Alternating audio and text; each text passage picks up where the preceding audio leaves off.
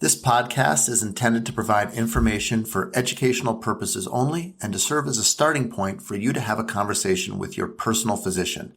Nothing stated on this podcast should be considered medical advice.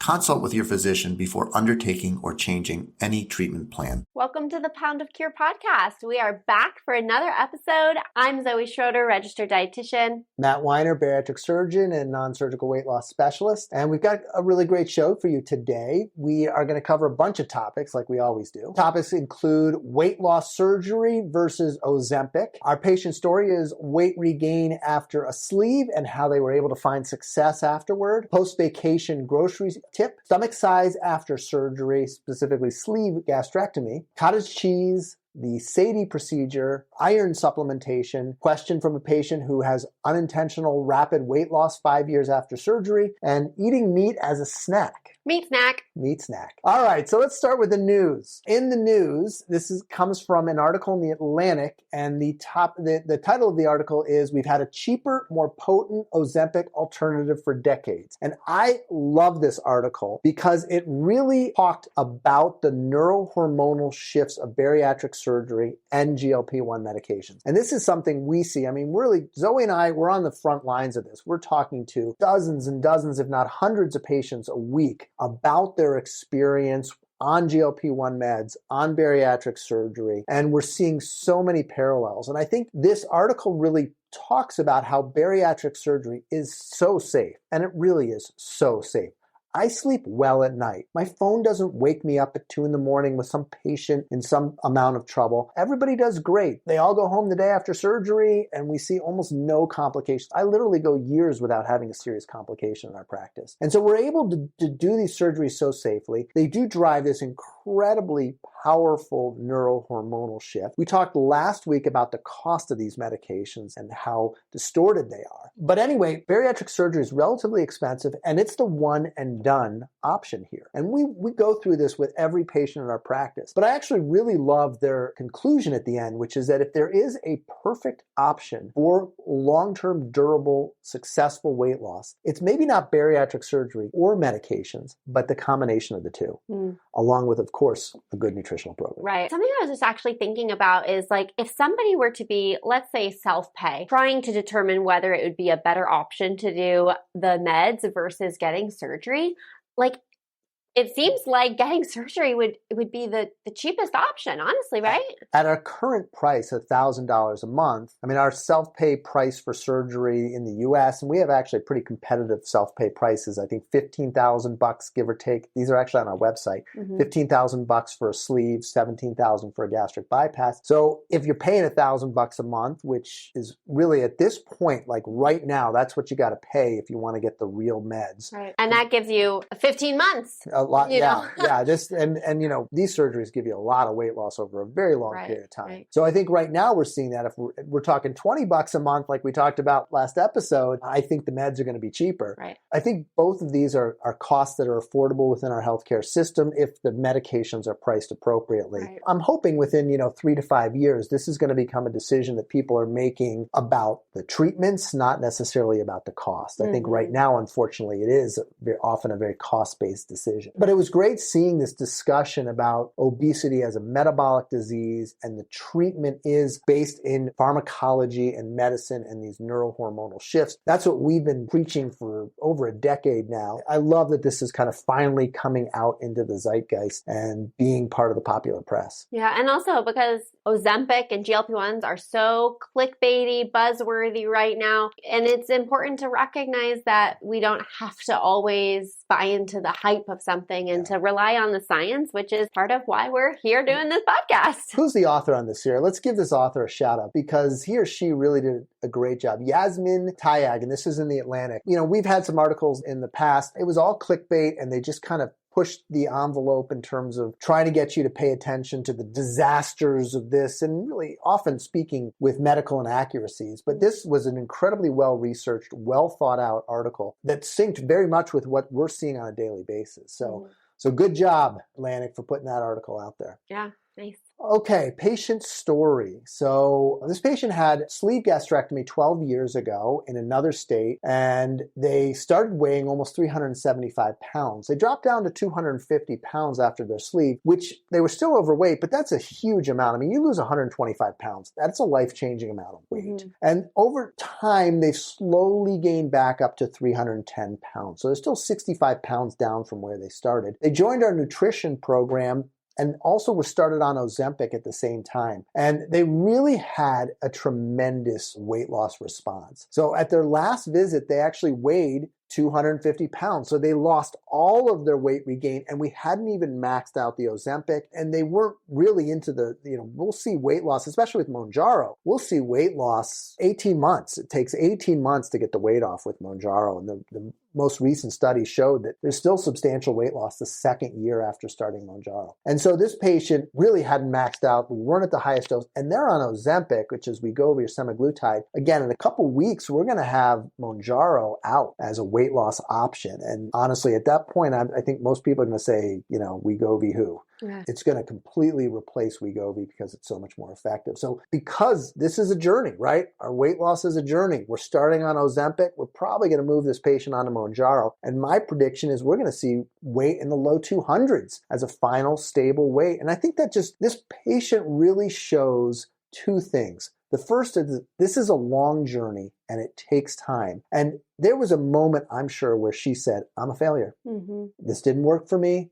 I'm regaining all my weight. But at this point, nobody has to be a failure. The only time you become a failure is if you give up. Right. And so we've got great treatment options. We've got a great nutrition program. And she really embraced all of this. And we're not done. We're not done here. And I think we're going to see they're going to reach a weight far lower than their lowest postoperative weight and have the tools to maintain it for a long time. How motivating. Yeah. Good for them. Yeah.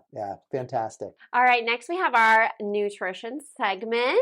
So because it's the holidays, I'm sure there's a lot of travel going on. The last thing I want to do, I'm sure a lot of people can relate to this, the last thing you want to do when you are, let's say Sunday afternoon, you're getting back in from being gone over the weekend. You have laundry going. You have to unpack this, that, and the other. The last thing you want to do is go to the grocery store, right? I experience this myself. And patients I talk with all the time, it's like, if you do not go to the grocery store that Sunday or whenever you get back, what happens when you get back to work? Life gets back in the swing of things. It's hectic. And then you're more likely to just go ahead and get takeout Monday night. And then I'll go to the store tomorrow. And then tomorrow comes. And it's a snowball that we can actually prevent.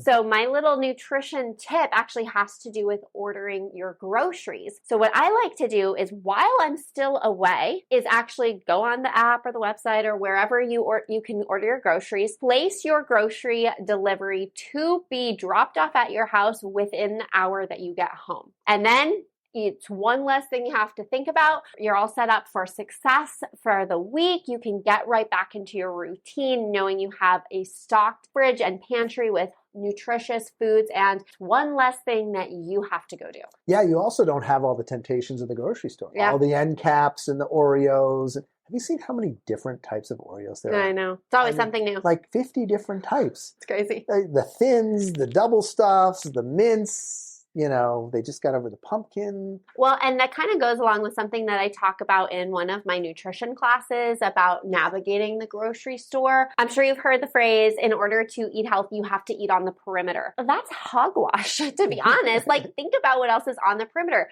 The bakery, the alcohol section, the end caps of bazillion different Oreos. So I get sidetracked, but don't think that you can only shop on the perimeter in order to eat healthy, nutritious foods. Yeah. No, I think they know that, and they put all their garbage on the perimeter too for you. Oh, people are thinking that they are eating healthy.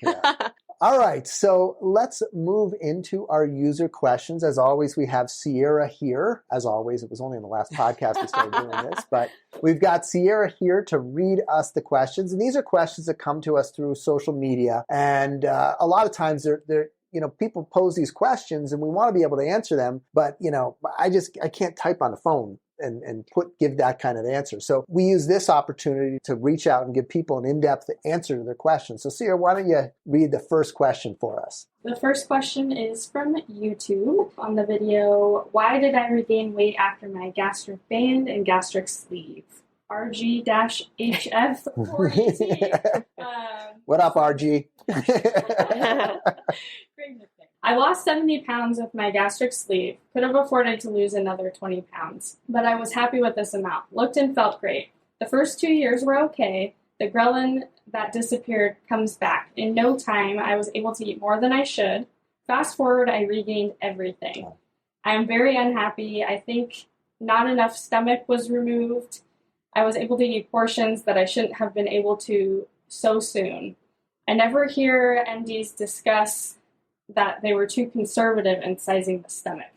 So let's talk about sleeve gastrectomy. And the topic that you'll hear discussed that kind of goes into this is bougie size. So a bougie is just a plastic tube that while you're asleep is not something you would want placed into your mouth while you were awake or down through your esophagus. But while you're asleep, the anesthesiologist places this plastic tube in, and they come in different sizes. So the size is measured in French. I personally use a 34 French. Some people talk about 30 French being the optimal size, or 36 French. The truth is, a French is 1/3 of a millimeter. So if we're talking about 2 French, we're talking about 2/3 of a millimeter. It is a negligible difference. But we put this tube into the stomach and essentially kind of go and staple up along this tube. Now, you can certainly leave too much stomach behind if you're an inexperienced surgeon. But the truth is, I've seen a lot of patients with weight regain, and I'll do endoscopies and we'll work them up and looking for things like this. I have seen a few scenarios where clearly enough stomach was not removed. And I believe that was part of the reason for the weight loss. I don't necessarily think that's the case here. And the reason is they lost 70 pounds. So they did actually have pretty good weight loss. And we don't get the starting weight. Again, on our website, and I think in previous show notes, we have a calculator that we use, and we'll put it in these show notes as well. You can also get it on our website. Yeah, on the website. So we have a calculator that you can use to calculate how much weight you would lose after surgery. And you kind of put in your starting weight and everything like that. And it'll tell you what you lose at 1 year out, and factors in your age and diabetes and a couple other things that influence weight loss. And so you can plug your numbers into this calculator and see, my guess is you probably were right there, because 70 pounds is pretty decent weight loss after a sleeve. So that to me says we probably didn't deal with not enough stomach being removed. There's easy tests in upper GI can tell you that, where you swallow some barium and we take some x-rays. That's probably not the cause. To me, this actually sounds like something I see very frequently in the office after a sleeve. And something we kind of say in the bariatric groups as surgeons is that the stomach helps you get the weight off, but it's the intestine that helps keep the weight off.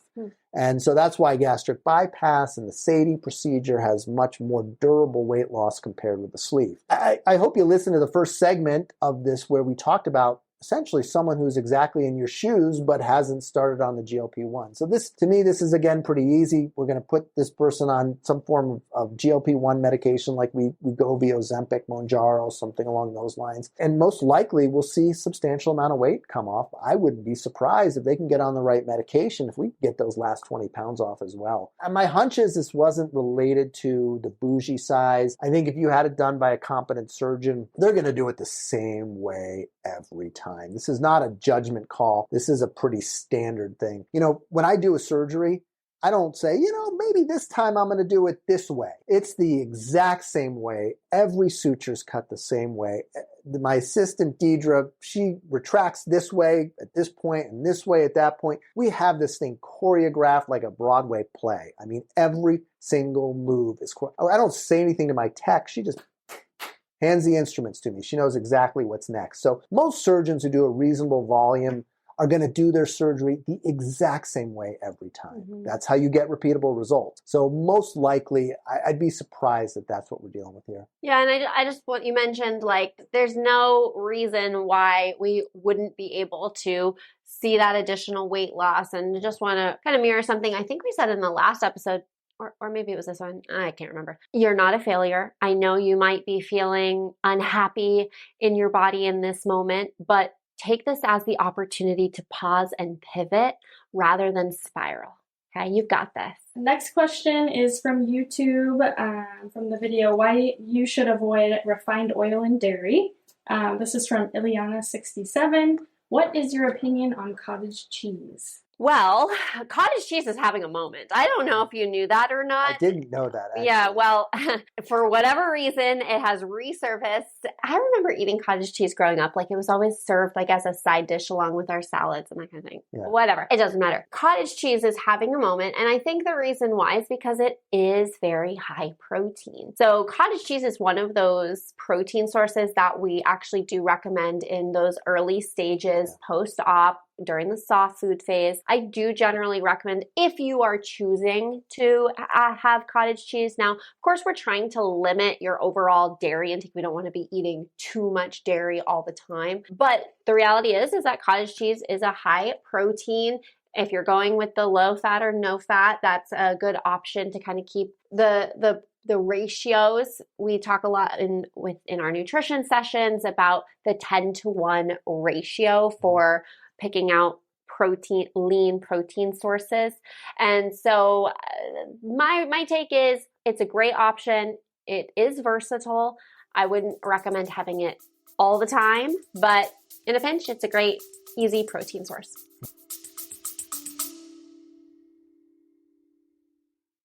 If you're enjoying our podcast, please consider joining our online nutrition program. It's just like the podcast, but you get to join in the show. Dr. Weiner, myself, and our peer leaders host over 25 support groups weekly over Zoom and cover all the same topics that you enjoy listening to every week. Whether you're just focusing on nutrition using the Pound of Cure approach, are taking a GLP-1 medication, or have had or are planning to have bariatric surgery, we can help you maximize your weight loss efforts. To join our affordable program for unlimited access to our group nutrition sessions, go to www.poundofcureweightloss.com/nutrition.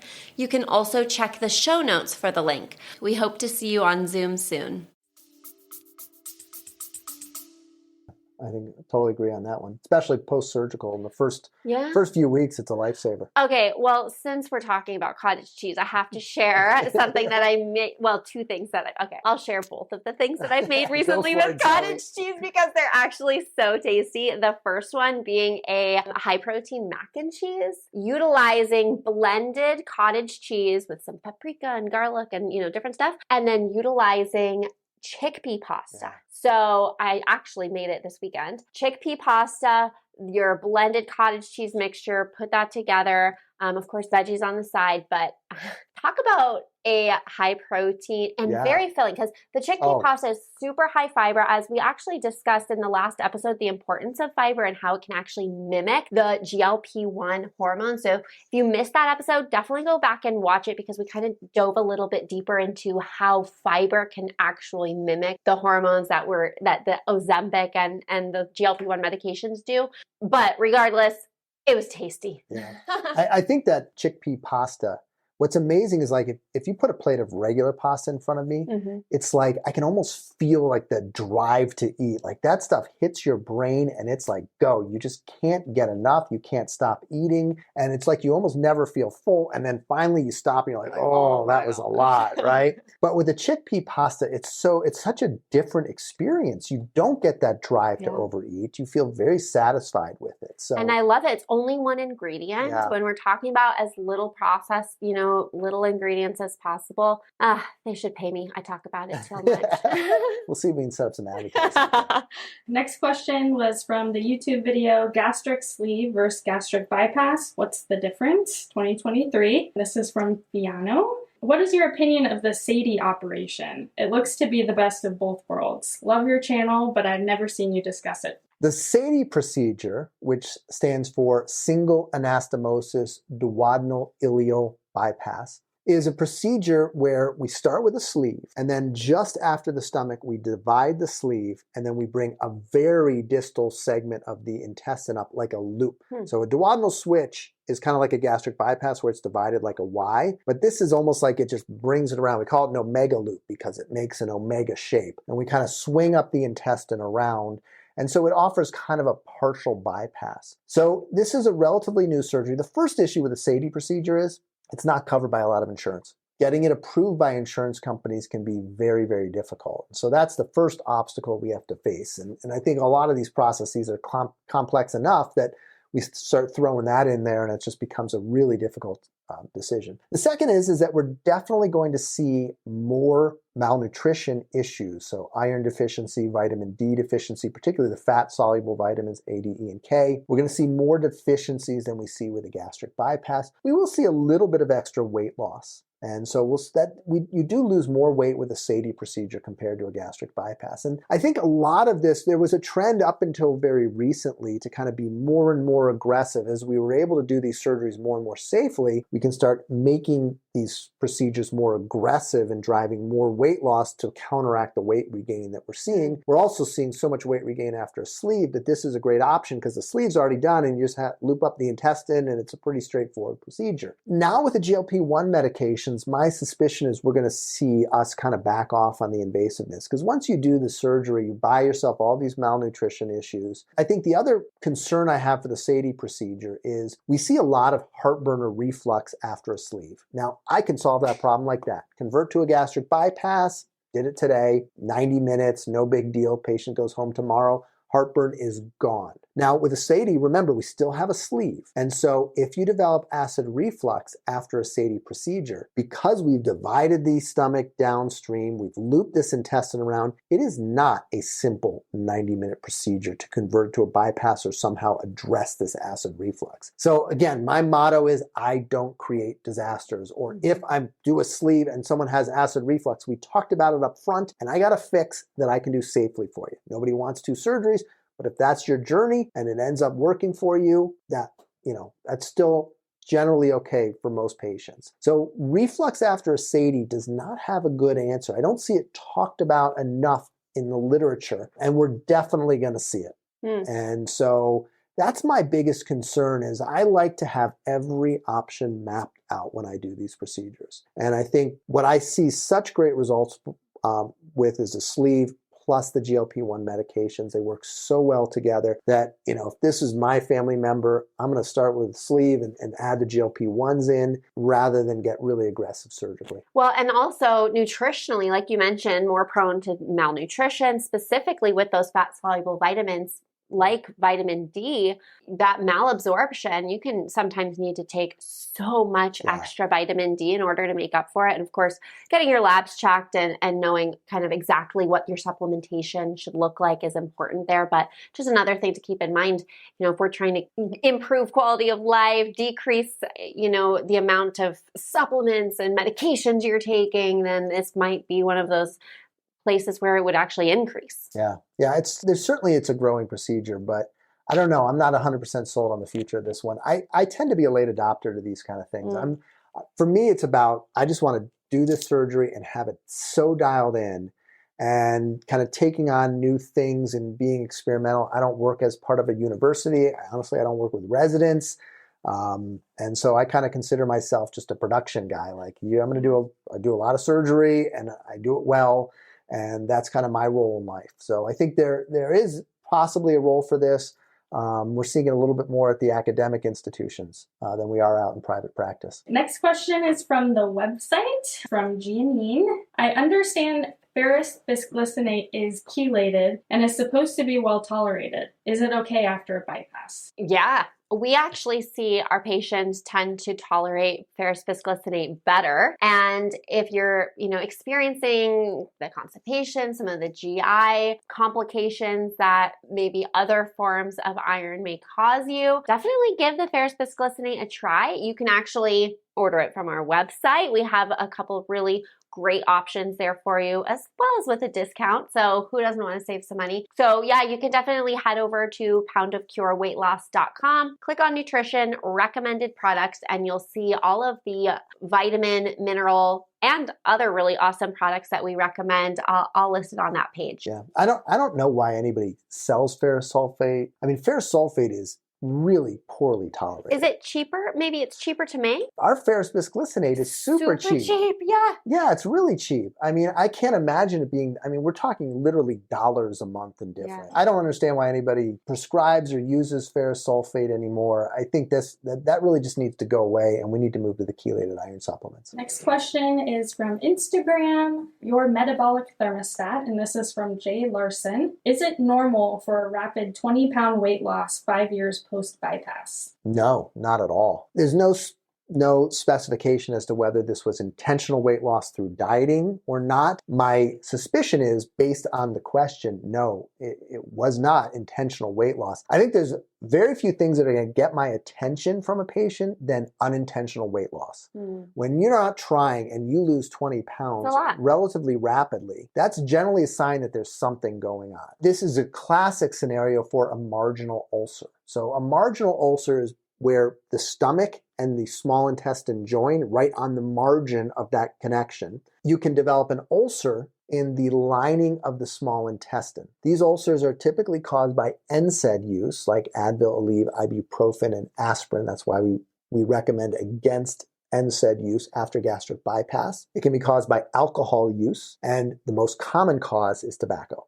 So smoking has almost a guarantee that you're going to develop a marginal ulcer. And these things are pretty miserable. You develop a total food aversions. Food becomes disgusting. It becomes very difficult to eat. You lose your appetite. We see profound iron deficiency. And so this person's going to end up being on a lot of ferrous bisglycinate. And so I think this is someone who needs to seek medical attention. If you have unintentional weight loss, that is not a lucky bonus for you. That is potentially a sign of something dangerous. And I think this person needs to reach out to their bariatric surgeon, to their PCP, to whoever they can trust in their healthcare world to get a little bit more treatment. And the diagnosis for this is an endoscopy, where you put you to sleep and use a camera to look down into your esophagus and look at that ulcer. And they're typically treated with medications. With medications, we'll usually get them to resolve, but it can take time, especially if you're currently using tobacco. The other thing is that they can bleed and perforate. And if they bleed and perforate, that obviously can be a much bigger problem. But thankfully, they're fairly uncommon. I do not see a lot of marginal ulcers in our practice. Oh, that's good. I see a couple a year, but it's certainly not with a lot of frequency. So it sounds like being really aware of like those lifestyle habits and factors that you can do to try to minimize your risk for developing. Yeah, steroids too. Steroids can cause it if you're on prednisone or something like that. Okay. Next question is from our website, from Kate. She says, can I eat meat as a snack? Pop an ounce of chicken into my mouth with a few veggies. Is it better to eat 3 times a day and just get all that meat in at once? Meat snacks. I'm here for the meat snacks.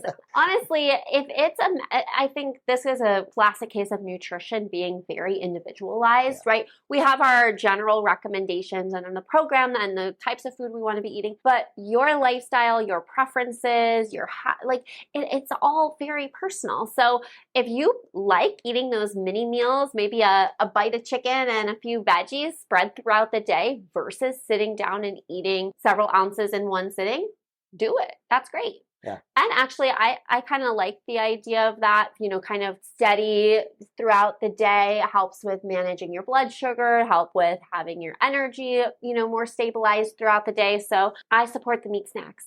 Yeah. I think this gets back to something you talk so much about, which is mindful eating. And if meat works for you, then it works for you.